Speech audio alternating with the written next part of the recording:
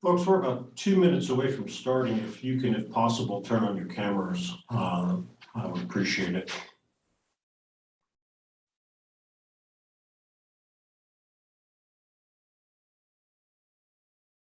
We will be underway shortly.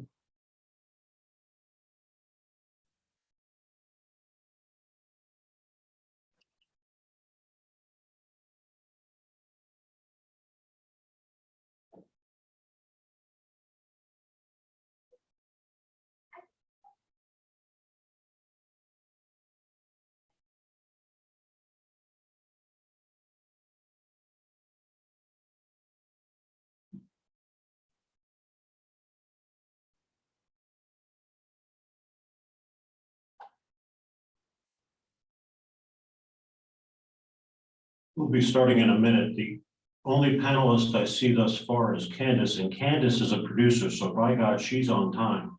Right, Kandace? Yes, you have to be. Your show starts on time. Doesn't matter whether you're ready, all right? That's right, it does. And it ends on time too, whether you're done or not. You can't just join the ABC Evening News in progress, huh? No. Sometimes it would be nice when you have breaking news, but no, it starts whether you're ready or not.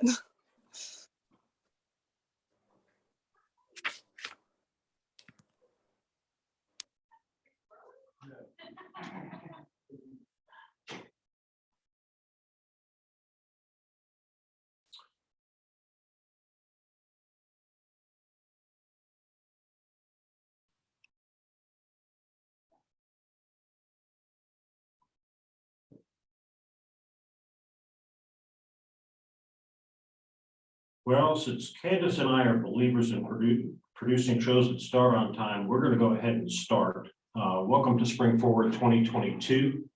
My name is Jim Newman. I'm a lecturer here at App State.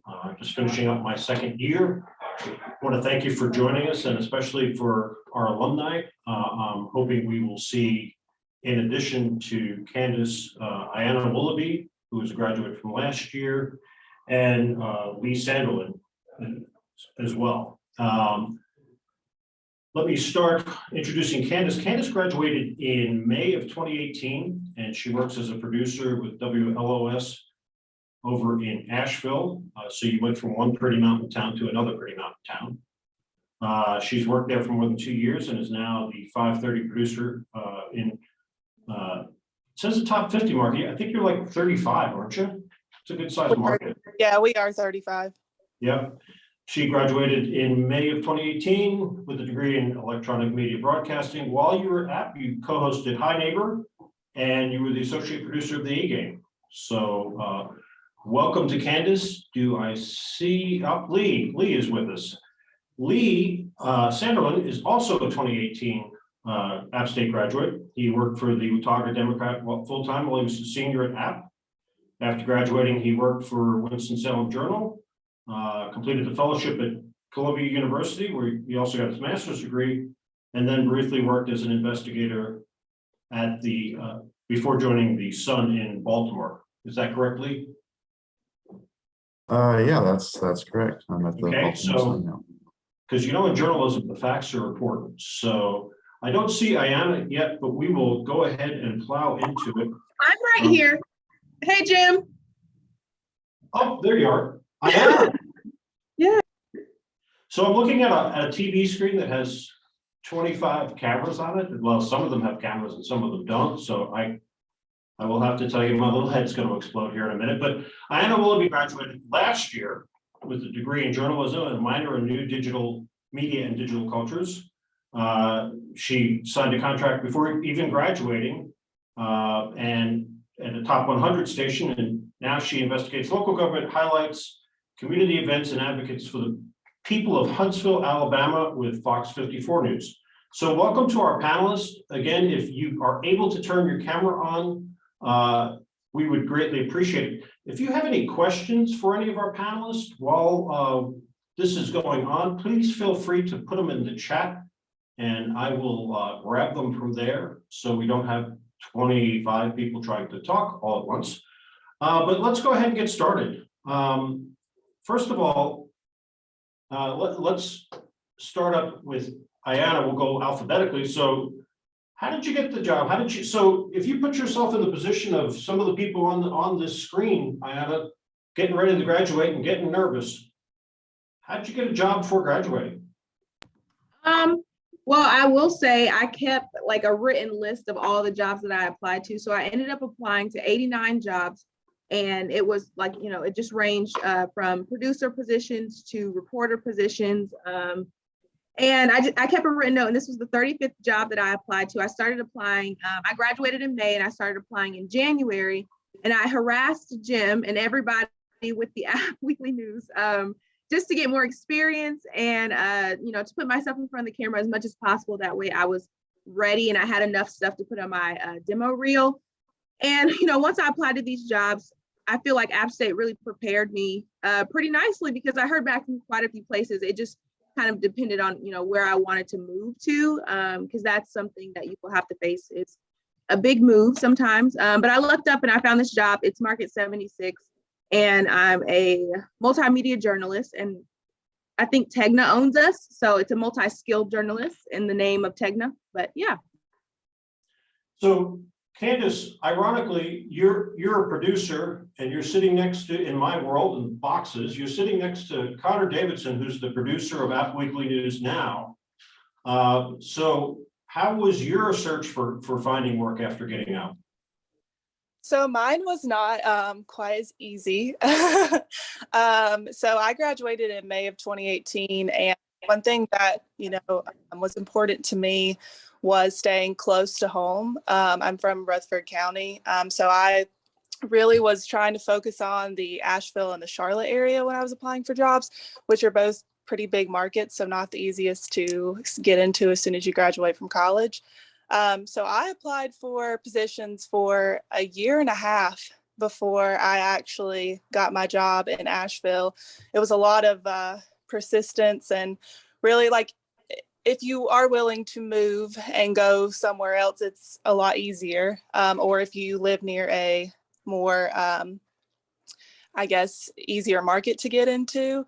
But it definitely was a little bit of keep applying and just trying to, I searched jobs every single day to try to find openings and different types of jobs that I could apply for until I finally got, I had a couple interviews before the job that I had, but finally got to accept that position and I started out as an associate producer. So a lower level than I am now. And I've slowly moved up within the company, but it was definitely a little bit of a harder experience for me to get into the business right out of college. Sure. So Lee, you were at the Baltimore Sun. You kind of went back, got your master's degree and then moved along, but how was that process? Did working at the Democrat while you were here, did that help? Or It definitely helped because then you realize that I wanted to work in journalism, and that I needed some money. darn bills. Yeah, like rent sucks. No, it helped. Because I did that, I was able to go get a job at a daily. So I know you're like most of you are probably like TV and multimedia folks, but I work for a newspaper. Who cares what's printed? It's about the website. So a daily, they publish 7 days a week. So I was able to get a job there, and then another daily, and then like this whole pandemic thing happened. And I was like, well, this is probably a good time to go try something different. And I applied for this fellowship program at Columbia. It's an investigative reporting fellowship. I did that. It was great. I ended up being an investigative. When I was there, I got connected with an editor who was in Mississippi to be an investigative reporter for his paper. That's in the USA Today network. I did that for like a very brief spell because I needed a job. I'd always wanted to work for a metro and work in a bigger city. And, because of the work I did there, in like the 4.5 years of work experience I have, I was able to get a job here at the Sun recently. So, Lee, you said something profound there. You said, who cares what's printed? It's the website. And I have a feeling all three of our panelists can tell us about that. Aiyana, how about you? Do you feel more of a pressure to get things on social media or to get your 5 o'clock story done? I would say it's kind of a very fine balance because, of course, once slot hits, like you have to meet slot no matter what. Once the 5:30 show starts, your stuff needs to be complete, finished, and uploaded.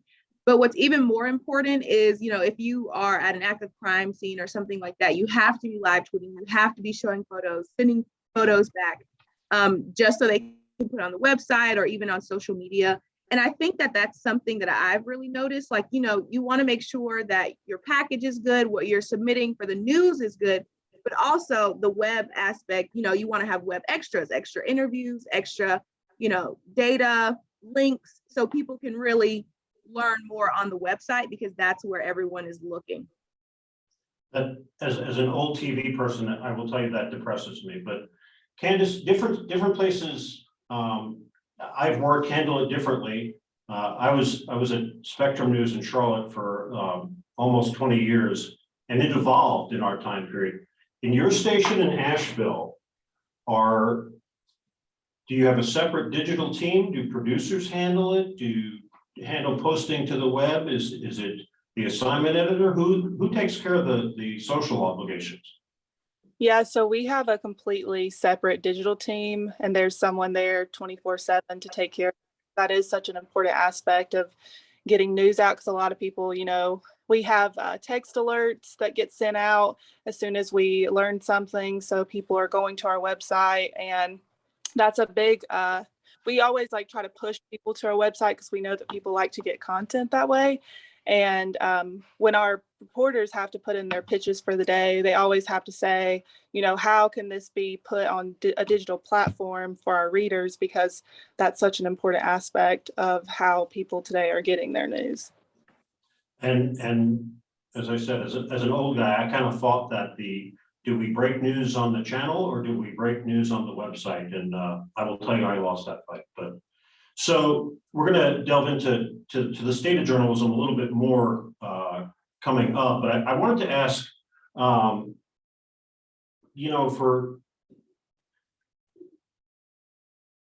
two of you, you've been out for 4 years now. Kandace, you've been out for 1 year. What's something that you wish someone told you when you were trying to get started in the field? Aiyana, you want to start? I'm going to start by saying I have Snapchat. So I see all of my Snapchat memories from a year ago where I was literally sitting in my dorm, applying for jobs, oh my gosh, no one's ever going to hire me. And I think it was because I was so, I personally don't mind moving. I had no ties. My family lives in North Carolina, but I was okay with moving anywhere around the country. I just had to figure out where it was. And so I determined that I wanted to stay somewhere in the South. But what's even more important is that you figure out what it is that you want to do. So I was applying for producer jobs. Literally any job that opened, I applied for. And I think I was just stressing myself out.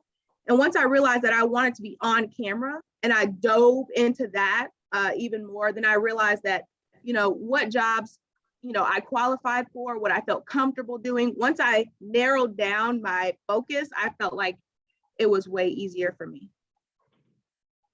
So Lee, what was something you wish somebody told you back then? And as far as finding a job, I think, for me, it was, I would have taken any job because I didn't know enough. And I think your first job is your first job. And, it's, some people end up loving their first jobs and never leave. But I think, in journalism, especially, you have to be open to moving and open to new opportunities. It doesn't mean, even if you don't want, if you live in a big market, you might not have to move across the country. You might have to move across town and back and forth. I guess I would echo though what Aiyana just says. I kind of wish someone told me that once you get past that initial, starts can be rough and they can be bumpy. And once you get past that, hey, if you're good at this and you keep at it, all of a sudden a lot of doors will start opening at once. And it can be frustrating at first. When I was coming to the Sun, it was between the Sun and the Times-Picayune in New Orleans and Cleveland.com. And they were all incredible jobs. And, if you had told me 4 years ago that, you're going to have a chance to choose between like 3 of, the great American newspapers. Like, okay, that's probably fake. So like, I think like just someone told me to be more patient and like, it's going to be okay. That'd have been nice. Patience, and you're the profound one, Lee. I'm going to just be writing down things all throughout this discussion. I can tell patience, persistence, and it's going to be okay. So one of the things I like to tell my students, though, is if you're lucky, you're not going to be at your TV station or your newspaper 24 hours a day. So if you like to ski, Albany, Georgia is probably not a good place for you. If you love the beach, Grand Junction, Colorado is not a place for you, but there are 211 TV markets. How many newspapers are there, Lee? I mean, there are hundreds. Yeah, depending on if you want to, yeah. I mean, I would say like, for me, I do love my job. So I probably I'm not here 24/7. I'm probably here like, 10 hours a day.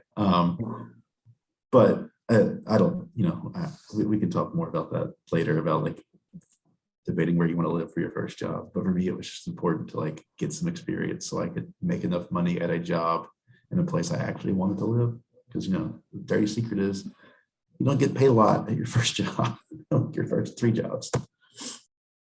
I will spare the people my stories of CNN in 1981 of my first job and how much it didn't pay. But so Kandace, talking about moving around the country, and you've put the priority that you want to stay in the Southeast and near your family, which good for you for having your priorities. I think some people have regrets later on. What does that do for you now? So you started as an AP, you're a producer now. What's your goal in the coming years ahead? Yeah, I guess I'm like been really lucky because I've loved where I've worked. And got a call. Whoops, sorry. Being in Asheville is very similar to Boone, like you said earlier. So it kind of feels like Boone was like my second home, and so it kind of feels like I'm in like another Boone, but with a little bit more of a city. But yeah, it's definitely been a big thought process of what you want to do, like where you want to go if you're wanting to stay where you are. And there's so many within the producing realm of moving up. I started as an associate producer, you move up to a producer, and then there's so many different shows you can do. I started out on 3rd shift, then I moved to 2nd shift, and now I'm going to be on 1st shift. So I've done every single shift you can do within a little over 2 years there. And just doing different shows and seeing which ones you like. They're all very different. They all come with their new sets of challenges and growing that you can do. So I like moving shifts a little bit because they teach you a lot in each one in different ways. But then after that, moving to an executive producer, and then, you can move up even higher than that, being an assistant news director, the news director. But there's a lot of opportunity if you do decide to stay, even within the same news station that you've been at for a long time. So I've already moved up, one rank, and I think that maybe being an EP one day would be a good next step. We mentioned loving what he does and staying there. And I always kind of went with the attitude of, and this is something my dad beat into my head when I was young, that if you love your job, you'll never work a day in your life. Aiyana, do you still love your job a year later? I think that now my college goggles are off. I was so dead set on finding a job, signing a contract, getting into a top 100 market. Like that was just personally my goal. And now that I'm here, it's kind of surreal when you're living your childhood dream. Like I'll watch the show after I send all my stuff in, and it's like, wow, I'm on TV. Like I'll call my mom and it's like, I am on TV. That's a nice feeling to have, to know that you kind of met your childhood goal and your inner child is just, smiling. But I think now that my college goggles are off, work is work. Like, sometimes it doesn't really matter what's going on in your life. Like I am literally on my shift right now, probably going to have to stay late tonight, stayed late last night, will stay late tomorrow. Like, you know, it just is what it is. And once you get into the business and you're really passionate about it, I would say there's not really a length that you would go to stop. Because for me, it's like, you know, the million people that are in our sort of like viewing area, for me, it's like, I want them to have quality information, quality news. I want to put my all into it. I don't want to just half do it, because I wouldn't want to be told half of something or half of a story, half of any information. So it's almost like a passion sort of thing that keeps me going. Lee, how about you? You said you love your job?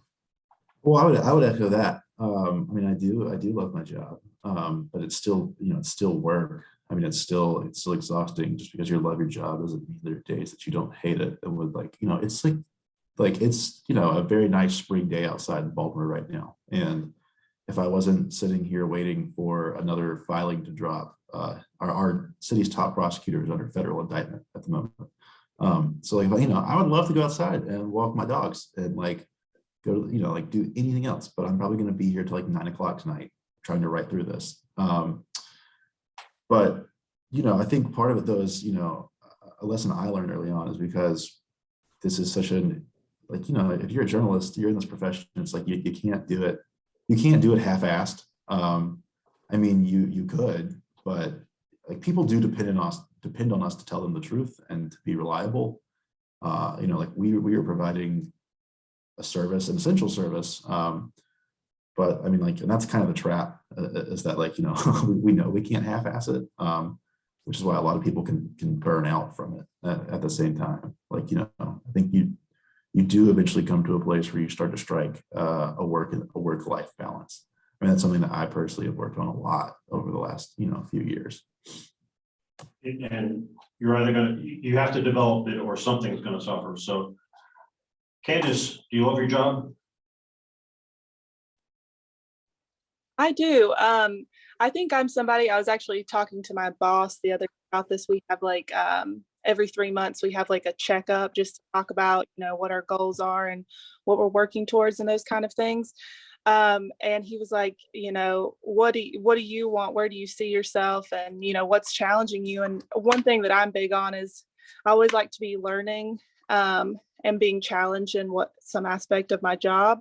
And I think one thing interesting about news is it's always changing. You know, when you walk in, it could be, you know, just a more normal day where nothing crazy happens. You go cover a city council meeting or something, or, you know, big breaking news happens that you have to cover, but you really don't know what exactly you're going to walk into that day. And I think that's what is so exciting about being in news, and also keeps you, you know, loving your job and knowing that you're providing, you know, important information. There's people that, you know, want to know this information, and some people need to know it, like when severe weather or just, you know, different things. And I think that's one of the reasons why I love coming to work every day. You know, it is, like everybody said, it is work, and, you know, you want to have other aspects of your life that you enjoy outside of work, and work shouldn't be your whole life. But I think that is one good thing about news, is that you're always being challenged and you don't exactly know what you're going to walk into that day. I agree that you have to have a passion for the job. You have to really love what you're doing. And I'm going to shift gears a little bit now and talk about the state of really the information industry, the journalism, television news, whether you're delivering your product to these things or websites or whatever you're delivering a product to. Aiyana, what do you think the state of journalism is today? From what I've seen, if we can all just keep it super real, I work for Fox 54 in Alabama. So a lot of the other competitor stations, they get it harder than we do, because everybody thinks we're Fox News. Like they think, you know, we represent the entire national brand, which we're just a small affiliate. So I think a lot of people don't really understand the difference between local and national news, which is fine. You know, I get it. But what I've seen now is that a lot of people, there's like this sort of like mistrust in journalists.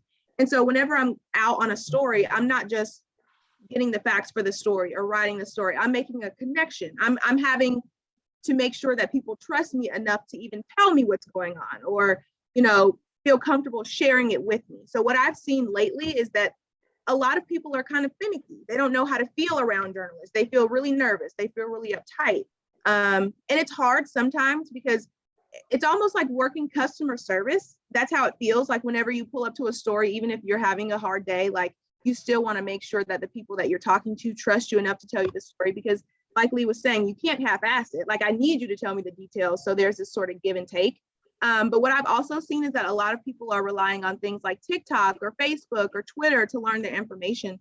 So like I was saying before, there's this sort of pressure to make sure you're posting on social media, making sure you have your web extras ready, just because, the state of journalism is mostly on people's smartphones now. They don't actually want to watch it on TV most of the time, or I'm sure Lee can talk about this, or read it in a paper, but it's all about the web now. Yeah, and I'm one of those people who, I read a newspaper, but I read the e-edition on my iPad because by God, it should look like a newspaper. So I'm with you, Lee. How about you? Oh,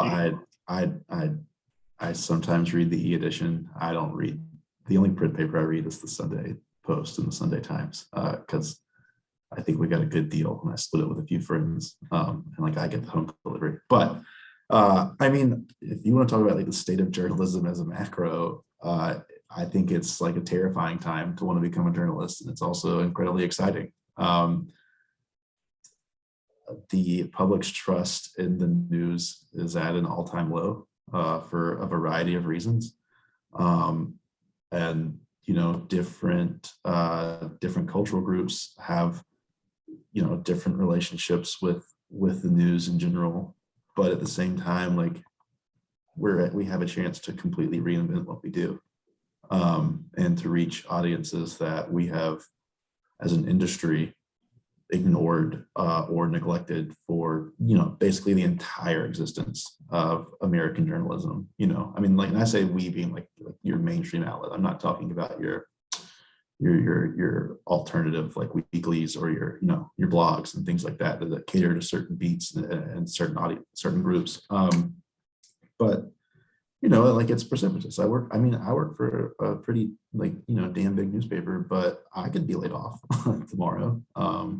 Cuts happen, and like that's part of it. I'm not really worried about it at the moment, frankly, but then it's, I don't know. I mean, it's hard. It's a really hard time to be a journalist. You have to convince people to trust you, and because of the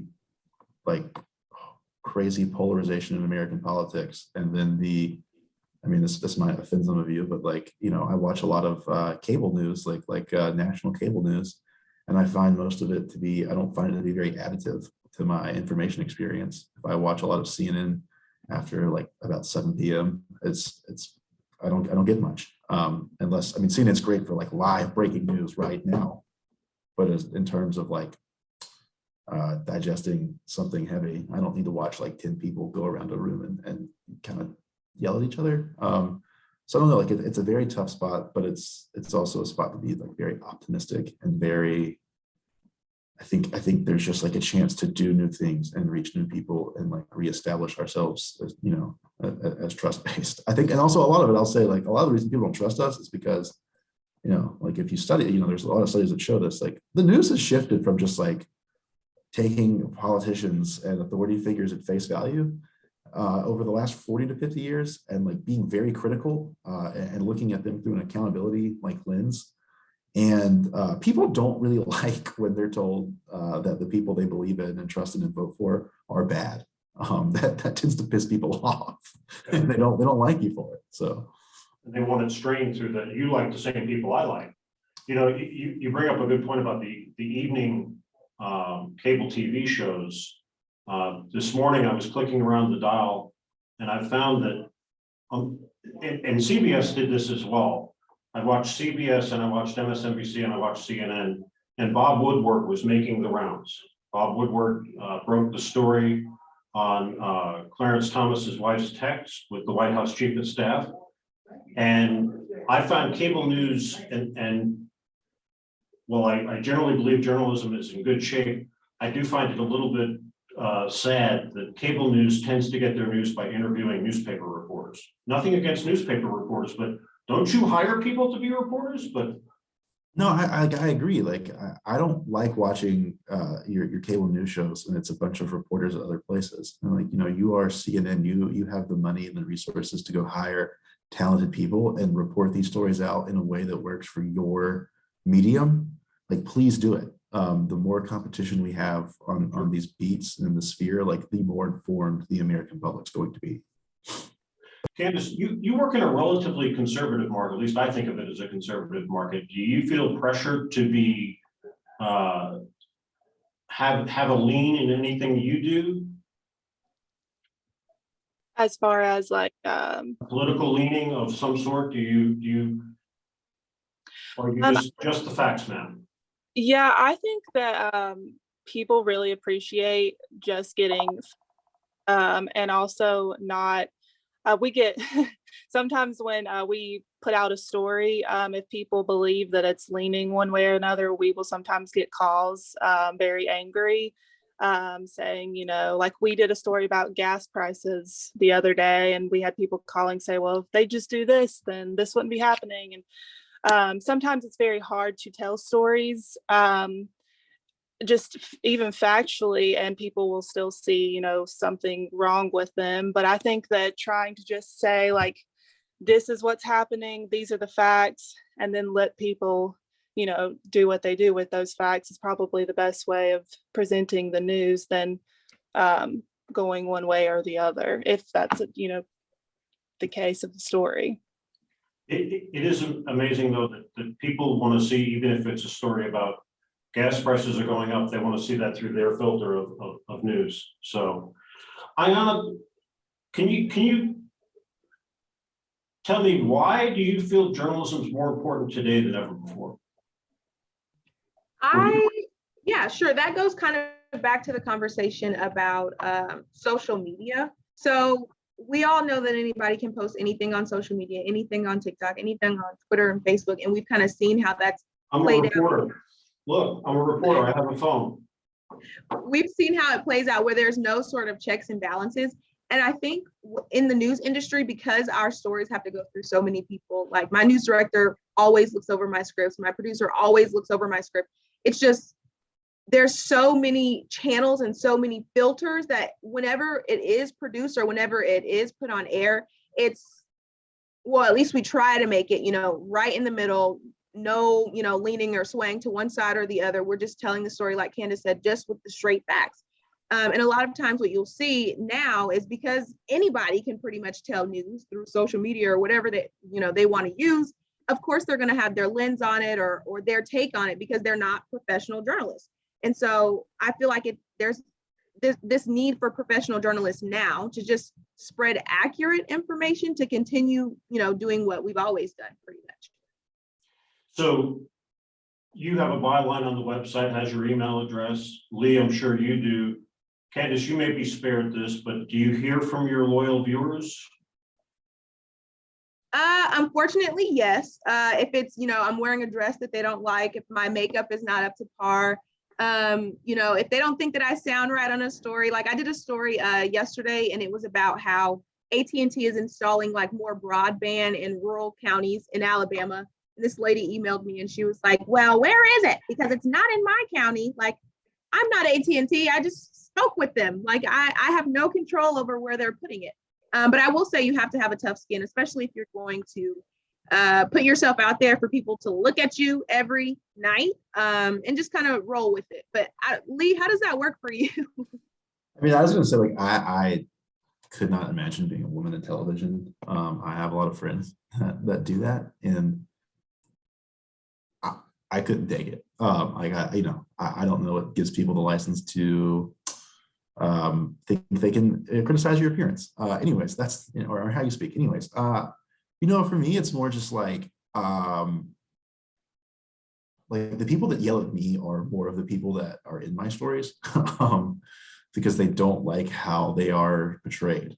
You know, if I have a government official that is, you know, doing something that they probably shouldn't or don't like, and then we write about it, they, you know, will lose their minds. The readers I think it just like depends on the subject. A lot of people tweet at me and tell me I'm an idiot. Most of them have like, 0 followers, and I feel like it's just burners again for the same public officials. But like, yeah, I mean, here my phone number is not on stories, but I used to put my phone number on stories because I wanted people to be able to find me and to tell me the inside scoop on things. I don't know, you gotta be careful. Like, people can be really mean. Sometimes you get really nice feedback, but that's rare, I would say. A lot of it's just like people that want to pick a bone and think that by yelling at you, they've accomplished their goal, or something. I should repeat, I said at the beginning, if you have a question for one of our panelists, please feel free to put it in the chat. I want to go over and look at a couple of those now. The person who goes by A, it's probably easier to sign checks if all you have to write is A. Do you have any advice for the ones that want to be soft news journalists? I want to be a cultural journalist. Anybody? Well, You said don't call it soft news. I don't like that framing. I think like the culture beat is really important. I don't know if you're talking about like covering neighborhoods or race or equity or inclusion or the arts or music or dining, but like, hey, I could show you what people like to read on our website, and it's not always the doom and gloom stuff. They want to know about the restaurants. They want to know about what's going on at the museums. I mean, I think like you've got to find that area, I guess, like how to be it. Apply for those jobs and find an area that you want, of culture that you're interested in, and cover that. And just like, I think sometimes and don't reduce it to like something small as like, oh, I'm just saying like, this is culture because X. Like, culture has to be, journalism should, to me the best is like explanatory, but it's still news, so it should be new. It should be like a new look at things or examining a new trend or something like that.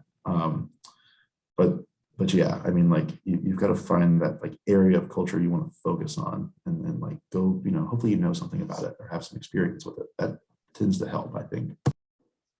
I've always found that once you get a foot in the door of the newsroom, you pitch certain kinds of stories.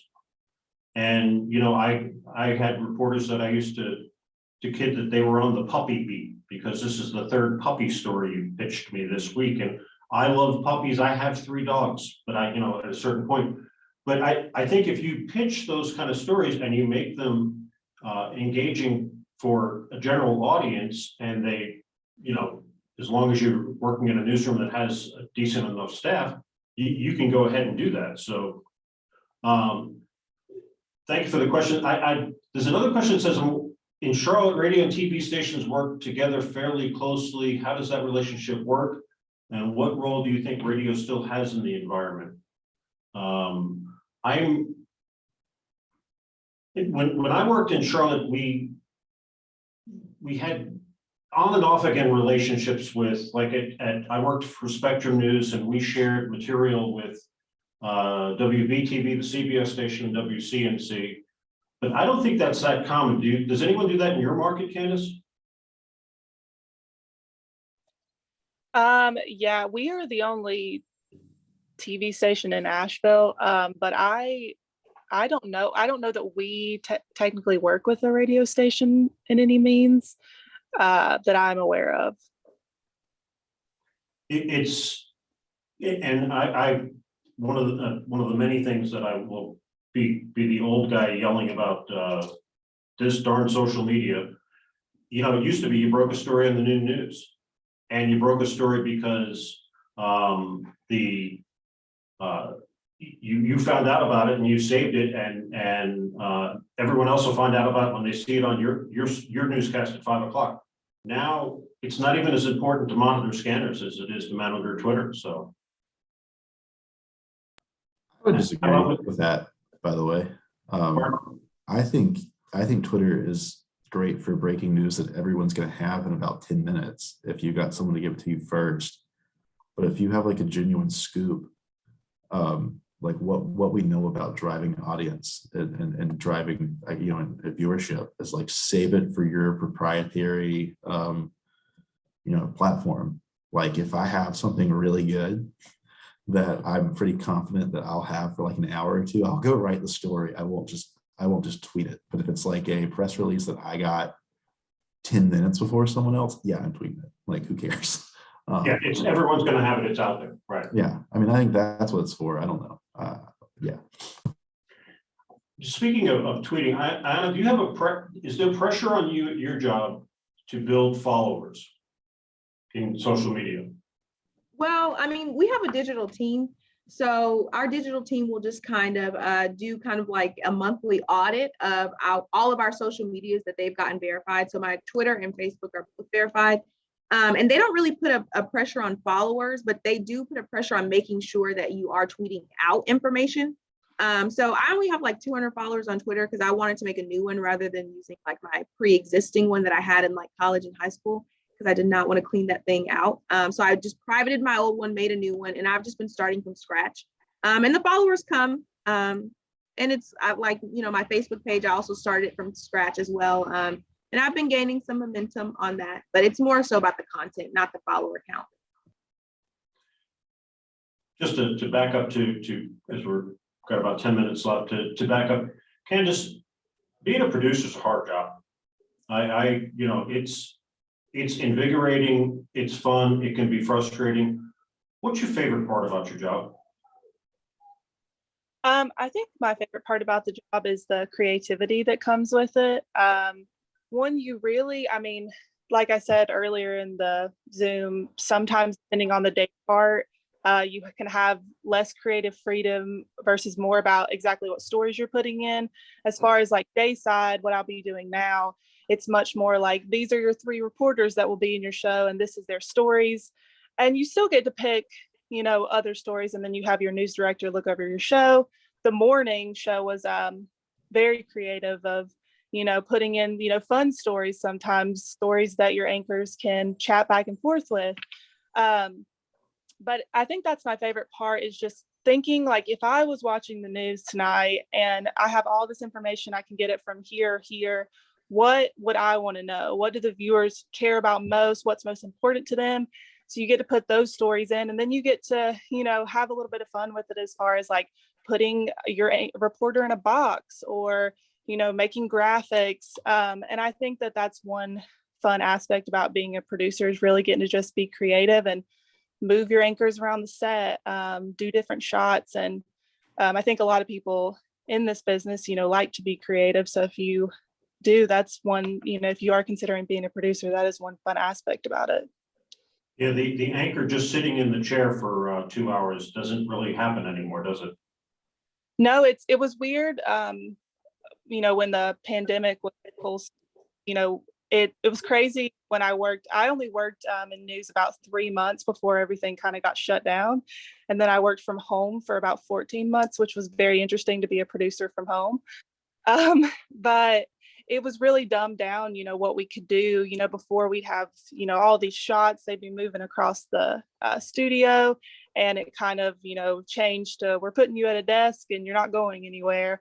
But now we're finally getting back to being able to move people across the set, and it really just adds such life to your newscast. And I think really engages the viewers, you know, to just not see people sitting reading for 30 minutes, to see them moving, show, you know, interesting video, graphics, you know, whatever you can add to really make your newscast come to life and catch the viewer's attention. Because a lot of times they tell us, you know, people may have it on, but they may be looking down, and you want to be putting something on the screen that's going to make people look up and go, you know, I want to watch this. So you were at home. Were the anchors at home as well? No, so they sent about maybe like half the newsroom home. So there were a few producers that would stay in to booth the shows. Like I was completely remote. I produced my whole show at home, and I also I didn't booth it, but I would watch it. Someone else would booth it for me, and then I would, you know, send my report about anything that happened during the show. But no, our anchors were one of the people's that they weren't at home. They stayed at the station. Lee, how about you? I'm curious, were you at home or were you in the newsroom? Well, I'm in the newsroom now. I mean, we definitely did some work from home, but you can't really gather the news from home. So, like I thought it was always kind of silly that like they would send us 2 assignments, or I'd have to go out and assignment, go out and do reporting and go meet sources. And then I'd have to go You gotta go talk to people, yeah. yeah, like go sit back on my couch. I never like it was just like that was always a weird space to be in. Aiyana, were you at home? I was in the dorm, living my best life. But when you started your job though, Oh, I thought you meant when the pandemic first started. no. Whenever I started my job, When you got hired, did you work in the newsroom, or did you get hired and they said, fine, go home? yes, at that point, everyone was trickling back into full-time in person.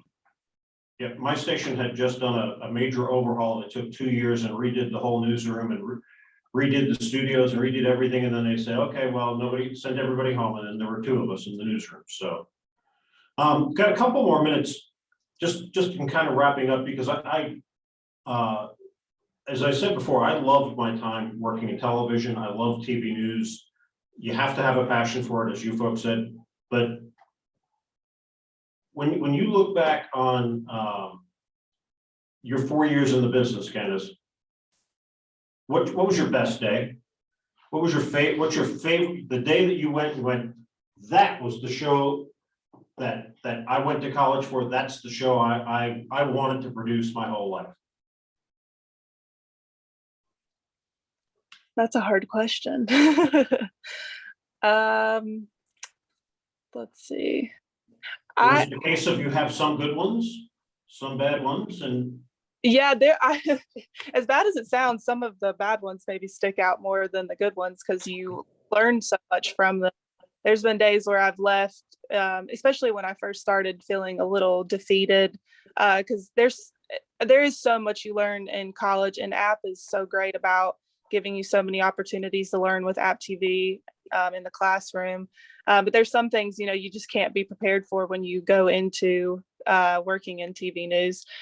So learning those things and, feeling like, oh man, I messed up, and, in whatever way, those sometimes stick with you, maybe for me a little bit more than the good ones. But there's definitely, don't know if I have a specific show that I can think of right now where I felt that way, but there's definitely been times, like at the beginning of the pandemic working in that. And I think there's definitely moments where you're like living in a moment, you're like, wow, I'm going to remember this time, forever. And like, I remember one of our reporters, she was like a live desk reporter coming up to me, and she was like, she would do 2 hits per show. And she was like, yeah, I did my last hit on the coronavirus. I don't know if I need to do it again. And I was like, this seems pretty big. Maybe we should do it a second time. I feel like, and then now it's like funny because, for a year and a half, there was not one story in my newscast that somehow didn't tie to the coronavirus. I mean, even kickers have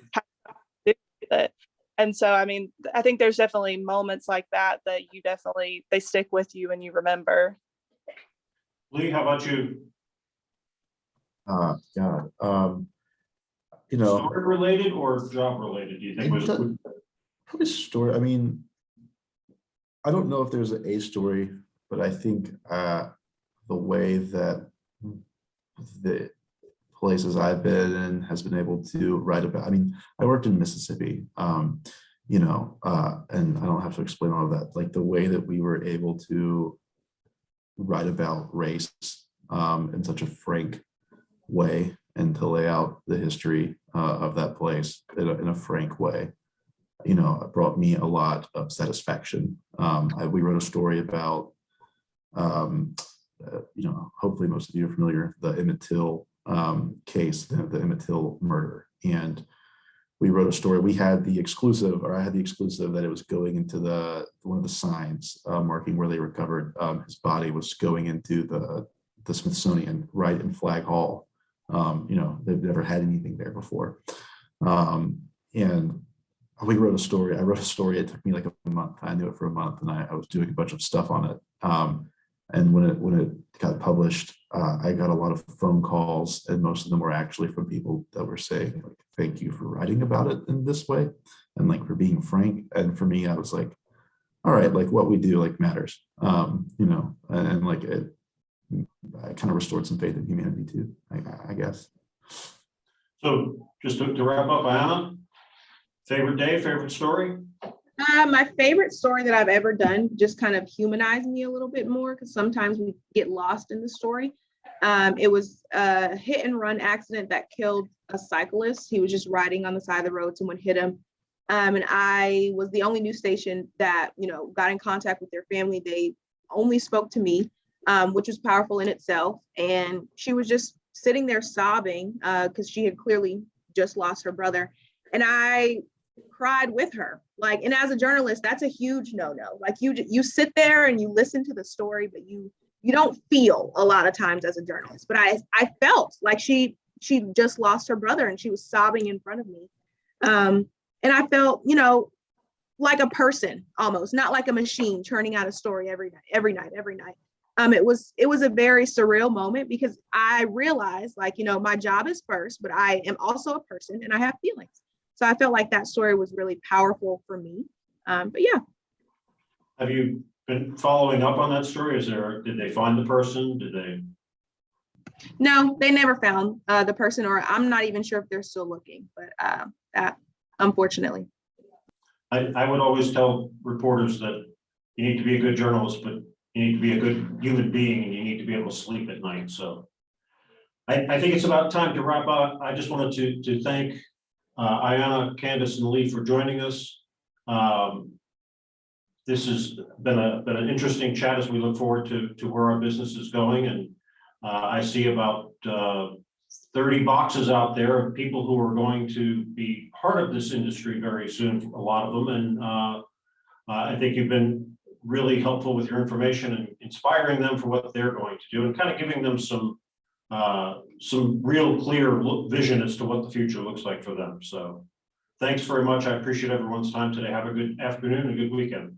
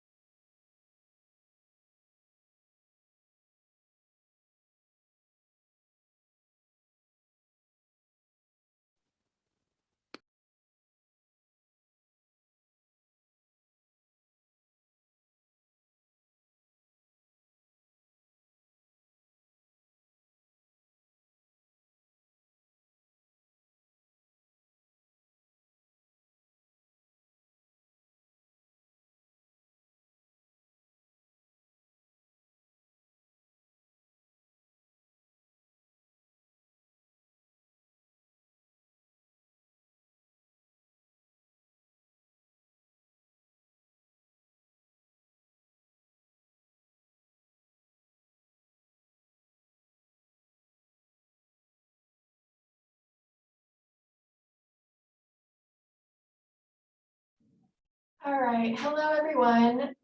We are still waiting on one of our panelists to join, so if you'll just give me 1 more minute, we're gonna try and wait until she'll join in the next couple minutes.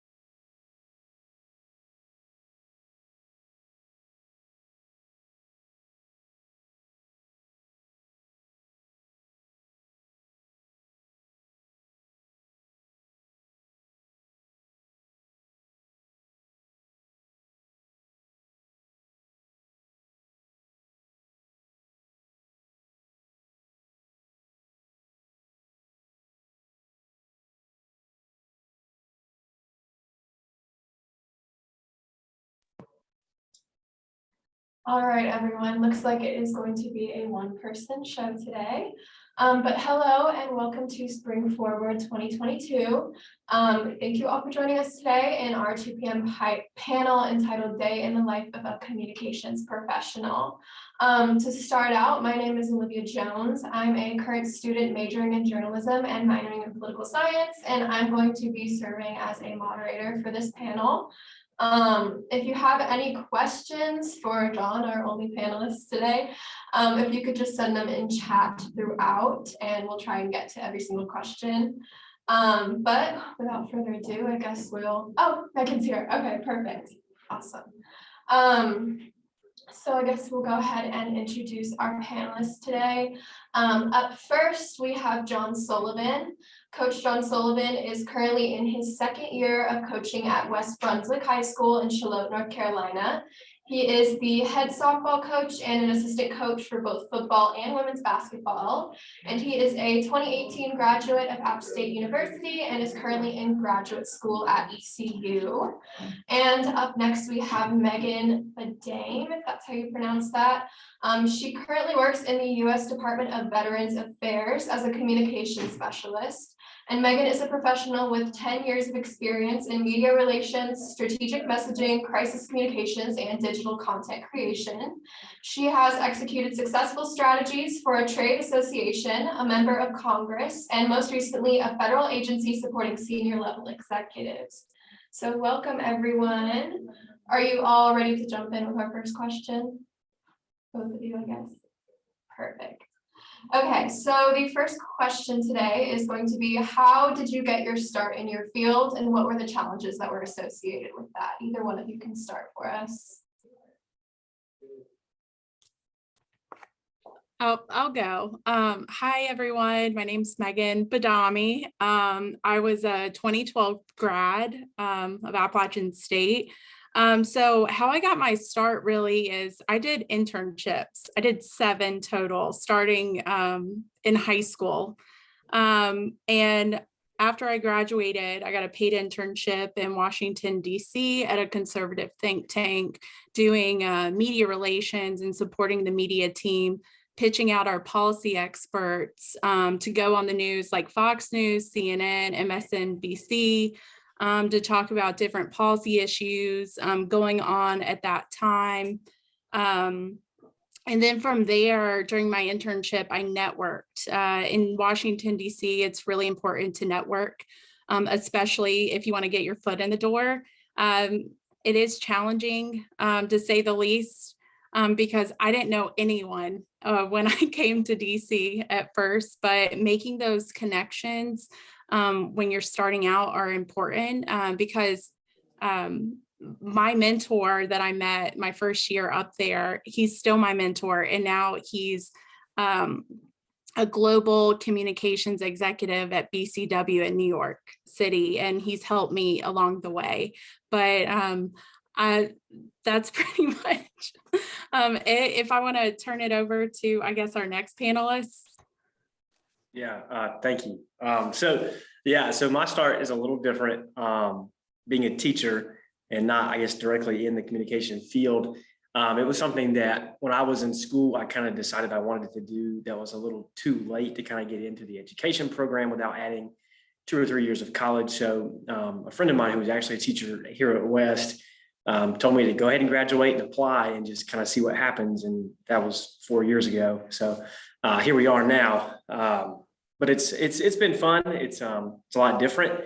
But being in the coaching atmosphere, the communication public relations aspect from app taught me a ton, because I'm the one having to make the graphics for game days, for tryouts and all that kind of stuff, and having to promote the brand of the team, or the brand of the program, or the brand of West Brunswick athletics. So that's kind of helped me a ton from my communication background. But yeah, so being a teacher is a little different, but have a lot of fun with it. Thank you, guys. I don't see any questions in the chat yet, so we'll jump right into our next question. What is your advice to newcomers in your field specifically, as well as just in general in communications? That's a good question. I know my experience is a little different, but like I said before, networking is really important. Also, when you do get your foot in the door, the menial tasks like pulling clips or just anything that isn't quote unquote sexy, definitely, get good at it, because if you can do just the menial tasks, then your supervisor or your boss will give you even more responsibilities to, learn more and do different things. But that's one piece of advice I'd give is, those menial tasks, if you can just do that, then and you can build upon that, you'll gain more responsibilities. And I know for me, for example, I still pull media clips for our undersecretary and senior leaders, and that helps me understand what's going on in Congress, at the White House, and across our nation, because at the VA we have veterans not just located in the United States, but also across the globe.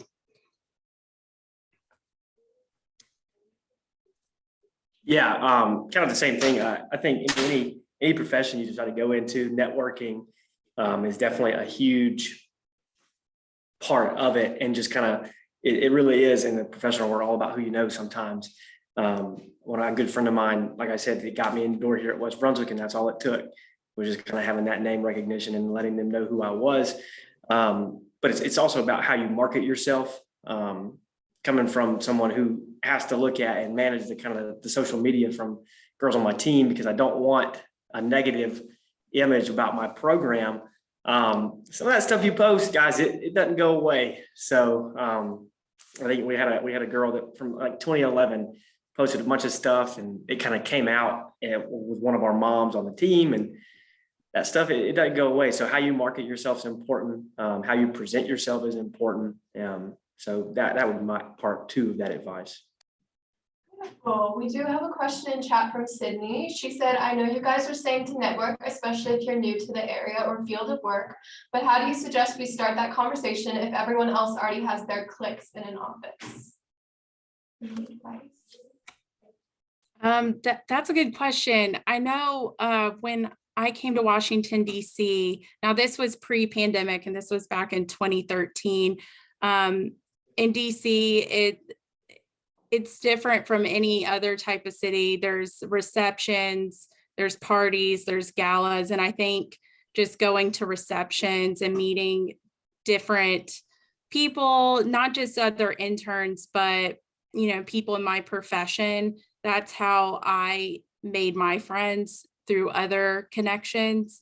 It can be difficult, for sure. But now with the pandemic, it's a whole different ball game, because I know right now in DC, we're not fully open. We will be open, I believe, in the next month or so when everyone goes back to work. But, just putting yourself out there, I know it can be intimidating, but that's really how I met some of my good group of friends, is just putting myself out there, introducing myself. And so I don't know if John has any advice. No, I mean, gosh, wow. I mean, I'm a pretty outgoing person in general. So, I mean, for my advice for you to be walk up and say, hey, say hello, and be yourself. Don't be someone you're not. Just kind of fit in with a click. I think in any profession, you will find kind of where you belong in that organization and who you kind of belong with. But as far as the initial thing, ain't nobody in the professional world going to bite your head off for coming up and saying hello. So just being polite, being kind of outgoing, and just kind of not being afraid to break outside of your bubble. Nice. That is good advice from both of you. The next question is going to be, what are the most challenging and the most rewarding aspects of your work? I can take that one first. I'll give you a break. Sorry. Yeah. So the most challenging, definitely so far, I think for everybody, has been COVID. It's changed everything about education that we know, because we went from being in school for what was normal, and then all of a sudden we were done for, I guess it was 3 or 4 months, I guess, kind of what you students went through. And if some of you are younger students, you know what it was like in high school to just kind of be shut down. Well, from the education standpoint and from our side, it makes it a lot harder now, because you have that extra added on comment of, well, COVID happened, so that's why I'm not doing this. This is why I'm not doing that. That's why I'm not turning this in. So from a teacher standpoint, it's kind of come to a standoffish point where, okay, well, now we need to get back to what education actually is. At some point, we need to move forward from COVID and understand that we can't keep cutting the same break. At some point, we have to learn to hold students more accountable, especially in high school. I think the college is doing a fine job of it, but here in high school, we have a policy right now where you cannot get below a 50. So I don't know how that helps anybody in our situations, but some of the more rewarding aspects are, so I work in special education. So I guess some of my kids are a little more, it's easier to see, and sorry. But it's easy to see some of my kids, because those little moments, they really celebrate those little moments. So just for example, just being able to just kind of get the question right and win one assignment, they'll celebrate that. So that's an awesome point for me. And then obviously from the coaching standpoint, just seeing the impact you make on the student athletes and just kind of getting to learn in that profession as well. I think to what John said, I think COVID's been challenging in my profession. I had to become very creative. So when the pandemic started, our undersecretary, we were all working from home, and he wanted to continue reaching out to our veterans. So what we did was I said, hey, why don't we do a town hall? That's what I used to do when I worked in Congress. We used to do town halls with our constituents. It's a great way to let veterans know, like, hey, we're still here to help with your benefits and services or any questions you have, because everyone, not just that they were locked down at home, some were by themselves, which is concerning. Some were, luckily with family members or friends. And so that was one way we were able to reach out. But another thing that's rewarding about my job is I get to work with reporters on a daily basis. I get to secure media opportunities, not just for our undersecretary, but our senior executives, to talk about their programs like the VA home loan or the GI Bill, any benefit or service. It's really impactful, kind of like what John said. It's, our veterans, they served our country. And just to let them know about their benefits and services that they earned during their service is very rewarding on my end. Beautiful, thank you. We have another question in chat from Sarah. She said, were there any aspects of the professional world that surprised you / you were not prepared for? I can take this one, John. I think in Washington, D.C., it is cutthroat. I thought that, you go to work and everyone wants to be your friend. That is not the case. Sometimes, people just don't like you for whatever reason. And some people don't have your best interest at heart, but there are people at work that do. And so if you just find those people in the workforce that have your best interest at heart, it's smooth sailing. But I think that was the most, you know, I don't want to say disturbing, but it was very disheartening, I guess you could say. But John, did you have anything to add? Yeah, it's actually kind of along the same lines. Is I was very surprised at how many people, not necessarily that you can't trust, but at the end of the day, you need to find the people that you can trust really quick, and kind of make sure that your circle stays tight. Because in the end of the day, in the professional world, at some point, you all might be going for the same position. So you don't exactly know what someone else might say and what they may hold against you. And then also along with that, if you go into a field, I'm sure, Megan, when you're serving other people, sometimes no matter what you do, you feel like it's not the right thing. You feel like you cannot please anybody, no matter the decision you make whatsoever. They don't particularly care that you're trying sometimes. They want what they want, and they want it at that moment. And it's almost no matter what you do is not going to be the right thing. So. Awesome. I have another question. I wanted to ask, what about your education at App State prepared you for the job that you're doing today? Yeah, I can take that one. Man, so I remember I don't know if Miss Judy Geary is still a professor there or not, but every day when I go to make a game day graphic or a tryout graphic or anything along that, that's amazing.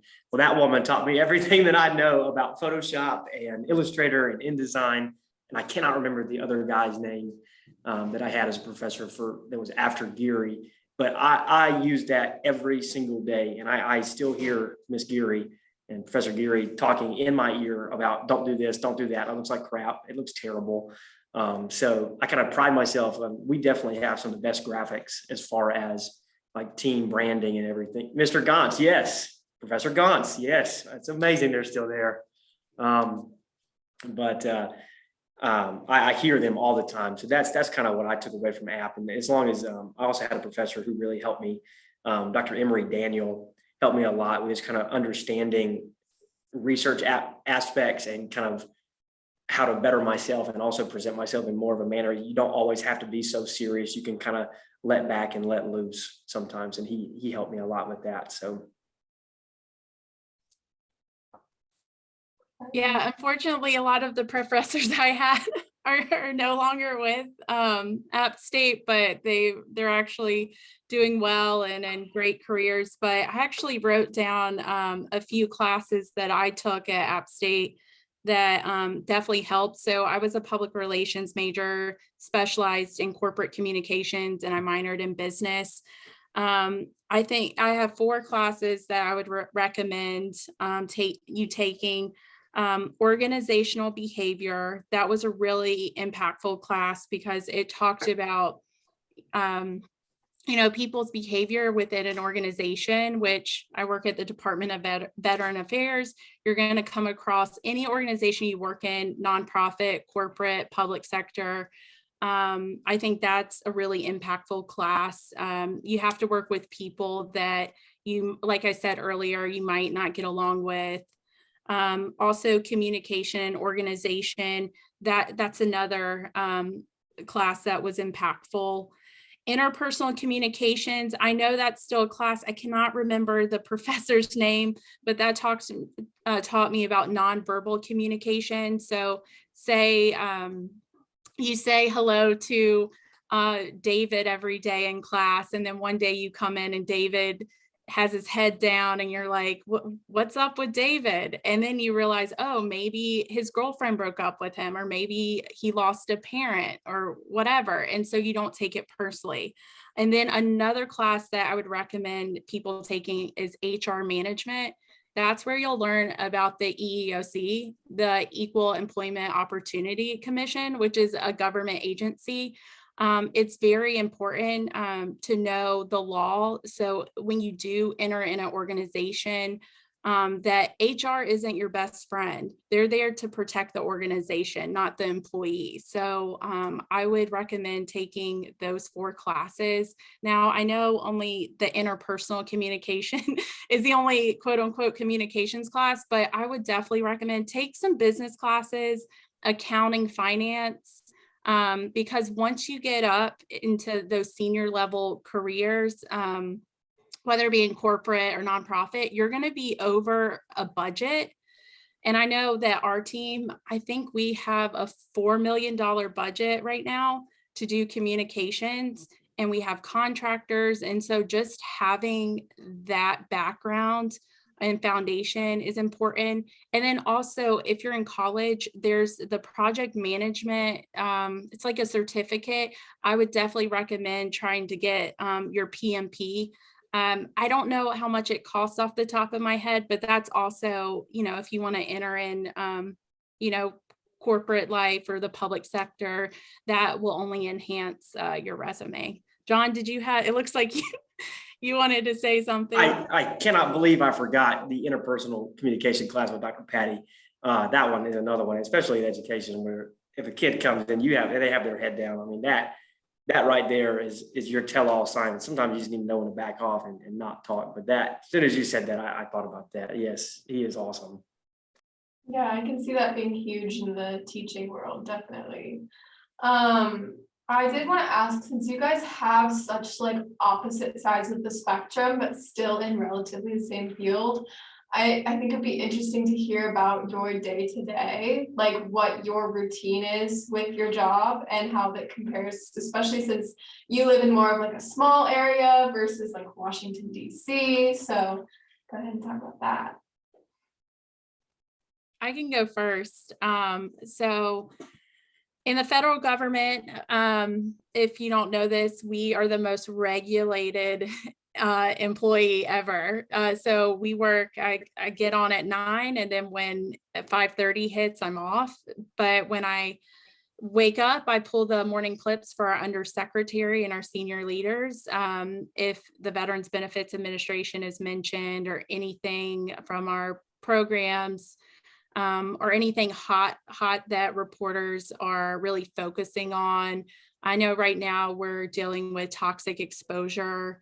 We're dealing with the Air Commission, just like different things that impact not just VA, but our veterans. I pull those clips. I do an assessment and then about what the story was about. And then I give my recommendation of what the media team is going to do that day or that week, whether it's to correct a record, or if, say we did an interview and the reporter didn't capture exactly what our subject matter expert said during the interview, I'll have to call the reporter up and correct those statements. After that, actually throughout the day, I'm just managing national media queries for our agency. I'm managing interview requests.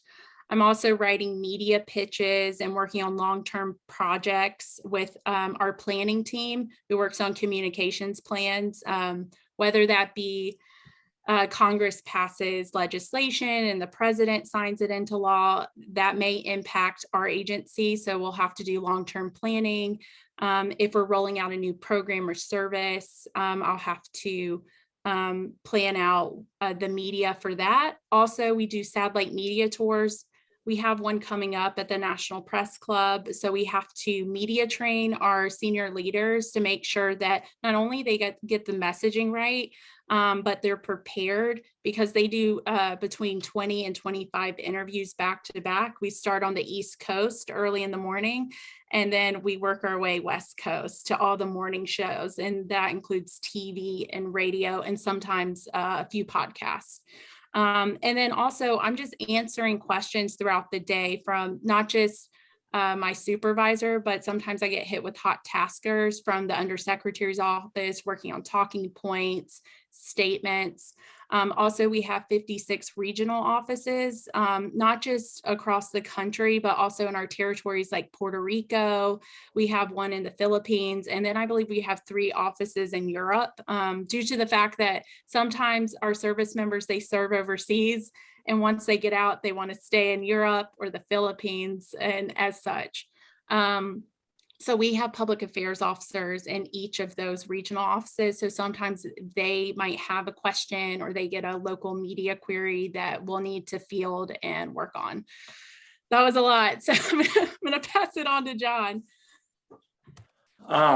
Yeah, so very different on my side. I think all teachers kind of have the same set routine. I wake up at the same time every single morning. I'm here at pretty much the same time. My day just kind of changes based on kind of, I guess, what I'm doing versus whether we're hosting a game that afternoon or we have a road game. Like today, we actually have a rescheduled game. So I have to kind of switch my plans from yesterday where I thought we would have a game, but then it got rained out. So now on a day where I didn't think we were going to have one, I have to go get my field ready. So it's just kind of stuff like that that kind of jumps out of nowhere sometimes. But just a normal day. I have first, second, and third period where I teach class. My first period is a nice little study hall class, so it's usually pretty quiet. There's only about 6 kids in there. And then second and third period, I go to my OCS, which is the occupational courses study classes. So again, that branch of special ed, you have the 3. So you have the general course where they receive special support, and then you have the occupational course where they're still receiving a high school diploma. They're just not getting the traditional credits that you would need to go to a 4-year college like App State. You can still go to a community college. So that's primarily the kind of kids that I'm dealing with in a day-to-day, as well as like the behavior kids. So being the one of only 2 males in the department, they typically give me the more, I guess, not as well-behaved kids, just kind of because I can connect with them a little different. I don't know why they like it, but they like being in my class, so I don't really question it. They behave, they're good kids. And then after that, I'll go into my 4th period, which is planning, which during softball season is pretty much my time to kind of go get ready for practice, to go get the game plan ready for what we're going to do. But on any given day, if we have practice, I'm usually done around, I guess, 6:30. And then on a game day, if it's a home game, I'll usually get home around 9:30 because games start at 6. They'll run for about 2 hours. And then if it's an away game, depending on where we play, I won't get home until 10, 11, 12, 1 o'clock in the morning, just kind of depending on what we're doing that day. And then football was even worse because we played a crazy schedule. So it really depends on kind of what I've got going on. And then also in the day-to-day, you have things you don't typically expect, like if a fight were to break out on my hallway, or if I'm on duty, you're the one in charge of going to break that up. So that happens in the school system a lot more than it should. If you walk into the bathroom and happen to catch some stuff going on, you have to be the one to report that, and that's not always fun. And then also with special education, I manage a caseload. So I'm working on the individual's IEPs, which is an individualized education plan. So we're doing that every day. I have 28 on mine, which is a good number, but that kind of keeps me busy as well. So that's kind of a good look into what I do. Now, obviously being in special education, it's a little different than what a general course teacher would do. But if any of you guys are thinking about that, I highly recommend special ed because it really is, the kids are just amazing most of the time. So. Sweet. Thank you guys so much. My next question is directed specifically to Meghan. You said you did 7 internships. Can you speak to the timing of that? Because I know a lot of people are college students who are at some point going to have to do internships of some sort. So could you speak to the timing of it and how they prepared you for your field? Yeah, so originally you guys are gonna laugh. I don't know if you remember Laguna Beach, but I was a huge Laguna Beach fan, huge Lauren Conrad. So I wanted to do fashion PR. And I ended up in government. But yeah, in high school in North Carolina back in the day, I don't think they're doing it now, but they did a mandatory senior project. And so I decided to focus on the history of the radio. My sister's best friend, luckily, her father was the program manager at Clear Channel Communications in Charlotte, North Carolina. And then I also got an internship at the same time at CBS Radio, which is a no-no, but I was able to make it work. I kind of saw the day-to-day of, what it would be like to be an on-air radio host. I realized before going to Appalachian State, I did not want to go into broadcast media. I realized I was a timid person and I wanted to be behind the scenes. So those were my first 2 internships. And then from there, during the course of my time at App, I had to do, I think, an internship at the Salvation Army for one of my classes. I think for research methods, I did an internship at the Hope Pregnancy Center. And then I think I did an internship actually at App State's like communications department. And then after that, I did a summer internship at Live Nation Entertainment. I was the premium seat sales intern. I thought I wanted to go into entertainment PR. I learned about ticket sales, and I realized after the fact that that's not really a glamorous route. If you want to go into entertainment, it's not glamorous. And then from there, I got an internship at the Heritage Foundation, which is a conservative think tank in Washington, D.C. And because I had so many internships, it made me realize what I didn't want to do. So I knew I didn't want to go into radio. I knew I didn't want to do entertainment because there's a lot, I don't want to, harp poorly on the entertainment industry, but there's some, sketchy people in that realm, especially in the music industry. And then all the other internships I had, I wasn't really interested in the nonprofit world. I always was interested in either doing corporate communications, but doing my internship at the Heritage Foundation and learning about public policy, politics, and being the media relations intern, I realized this is what I want to do. I want to do media. I want to do publicity. I want to pitch out, our policy experts or a politician or whatnot to talk about not just the news of the day, but, important things that impact not just myself, but Americans across the country. And I think the Heritage Foundation really solidified why I got into public service is because I like helping people. And I get to do something that I enjoy doing every day, working with reporters, not just building relationships with them, but getting our organization's message out to our veterans and service members. So, yeah. Thank you. We're winding down towards the end of our panel, but one of the last questions I have for you guys is, what accomplishments in your work are you the most proud of? It can be small, it can be big, anything. Yeah, I'll go ahead and take that one just because I actually have to sign out as soon as I finish because we have a game, then we have to leave at 2:50. Sorry. Well, I'll try to time a little bit. Most proud.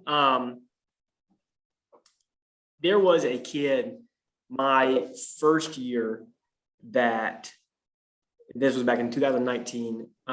He did not want to do anything, nothing at all.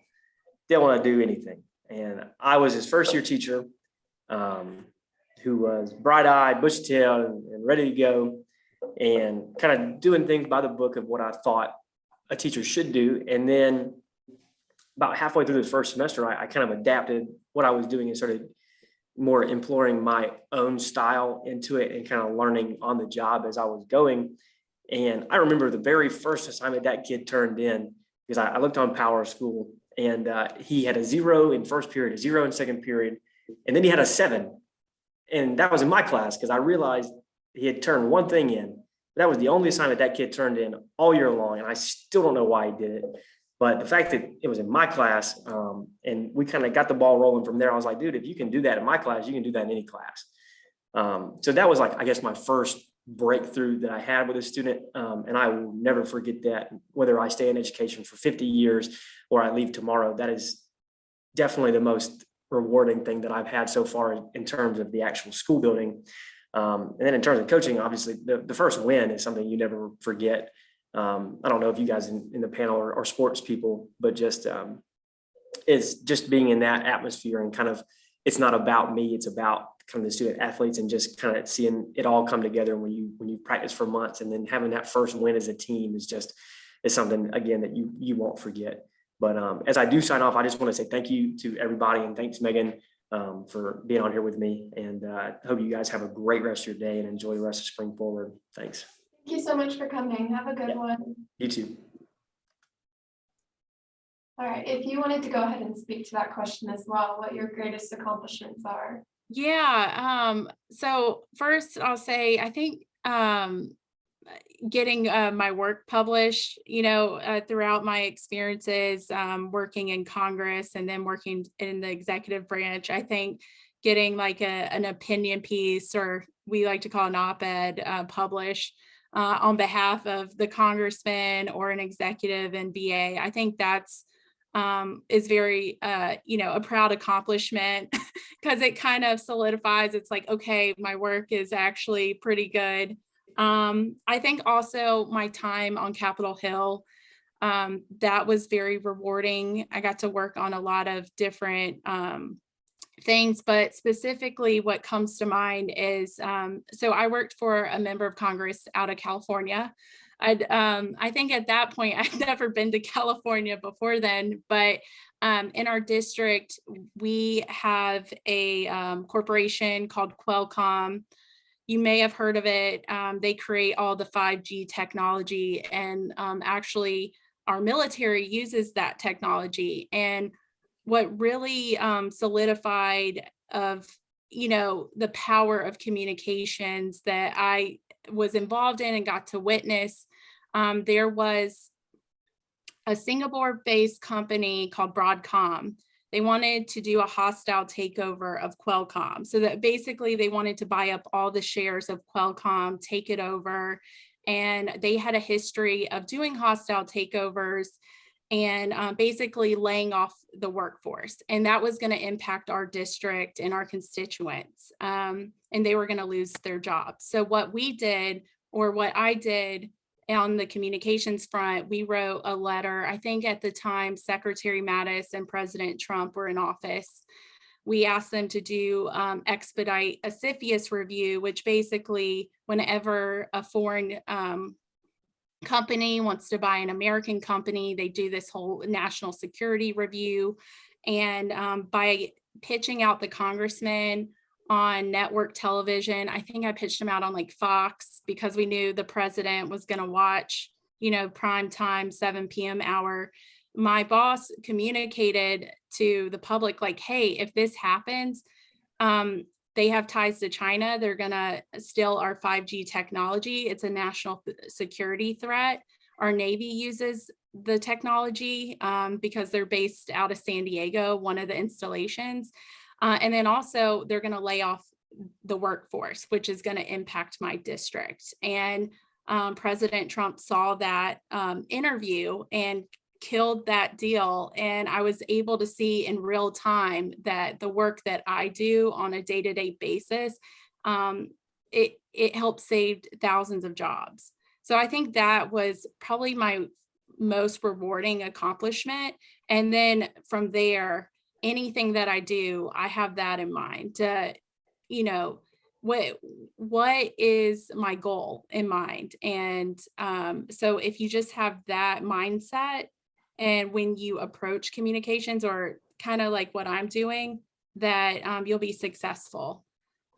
I don't know if anyone had any follow-up questions to that story. No, that's very impressive. I can't personally give a follow-up. If anyone does have one, we'll send it in chat. But for now, we'll go ahead and put you the last question that I have written down, which is, if you were going to tell one thing to your college-aged self from where you're at today, what would it be? I would say relax. I would say be kind to yourself because, God, I'm gonna get all teary-eyed. Oh, This career is rewarding. It can be stressful. So just be kind to yourself because, reading and writing on a daily basis can really impact your mental health. So I would say to my younger self, just be kind to yourself and also make sure that you have a support system, family and friends, because you work long hours. You get to do some pretty cool stuff, especially in what I'm doing in Washington, DC, but it can also be stressful too. So just know that, like, be kind to yourself, give yourself grace, and you're gonna be okay. amazing. Thank you so much for coming today. That was our last question. Thank you, everyone. I believe this is the last Zoom panel of Spring Forward 2022. So thank you all for being here. Thank you so much, Megan. Really appreciate it. Thank you guys. Enjoy. Bye, everyone.